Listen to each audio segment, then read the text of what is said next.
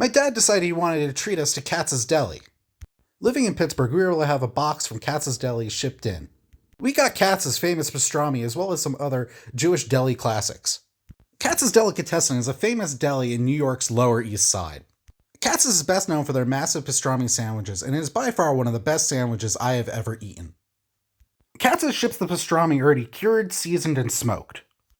That in itself is a 2 or more week process to get the flavor of the pastrami just right. After shipping the pastrami to us, we had to do the last steps, which is boiling it for several hours to get it fully cooked and tender. This 5-pound pastrami brisket barely fit in the pot.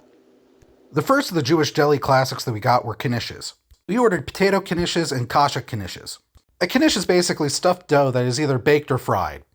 We also ordered kishka. It is made in a similar style to a sausage. Kishka is usually a mixture of meat, fat, and grain, which is stuffed into a casing like an intestine or artificial casing. This is a Jewish deli classic that I've rarely ever seen served in Pittsburgh. The typical preparation is either pan-fry it or bake it and then broil it so it gets nice and crispy. After a little over 3 hours, it was finally time to remove the pastrami from the boiling water. After letting it sit for a few minutes, I started to carve the pastrami brisket.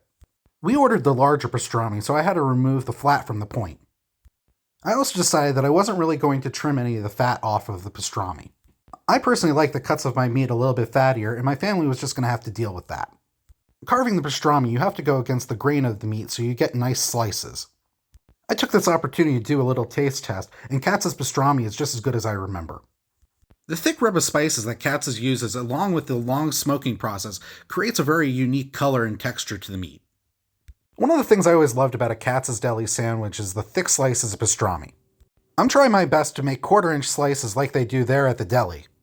The thicker slices really help to capture the flavor and the juiciness of the meat. Many delis that don't cure their own meat will use thinly sliced pastrami that's stacked high on the sandwich. I'm certainly not as fast at carving as they are at Katz's Deli. So instead I'm going to speed up the carving and skip ahead to where all the meat is stacked on the platter. We ordered their large pastrami, which they said would be about 5 to 6 pounds of meat. We were feeding 5 of us that afternoon, and my dad wanted leftovers, so this seemed like the right amount. Here we are with pastrami fully carved and piled high on the platter, ready to be served and eaten. We put everything out at the table to make your own sandwiches. We also got Dr. Brown's cream soda, which is one of the traditional drinks at Katz's Delicatessen. I'm going to speed up the sandwich making process a little bit too. We shipped in the rye bread from Katz's Deli too, which was probably our only mistake since it was a little dry by the time it arrived. We also decided to just use the brown deli mustard that we already had at home. Not having Katz's mustard is not going to make that much of a difference. After watching me put mustard on my bread for almost 20 seconds, it's finally time to put the pastrami on the bread. When you get a full sandwich at Katz's Delicatessen, it's well over a pound of meat. My sandwich ended up being well under the normal size of a Katz's Delicatessen sandwich. I had to build it a little bit more conservatively since I was sharing and we were trying to have leftovers. Last thing I had to do was cut it in half to make the sandwich a little bit more manageable. However, I grabbed the wrong knife, which was not the best for cutting a sandwich. My bread tore, but I was still able to get that nice cross-section of the sandwich to show off all that pastrami goodness. In the end, that bite shows shipping in Katz's Deli was definitely worth it.